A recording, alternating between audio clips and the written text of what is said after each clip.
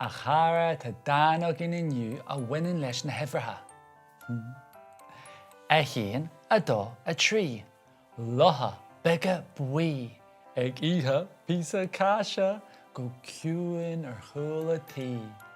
Cat mór lia, tháinig sé sta, go dé rin na lotha a luí siad ama. Abermis a ríiste. A hín dó trí, lotha bega bui, ag ihe písa cáise go ciúin chula tí. Cat mór lia, tháinig sé sta, go dé rin na lotha luí siad ama. Nach mai sult a winch as an lá le Dán le Seosamh. Tú go bogé.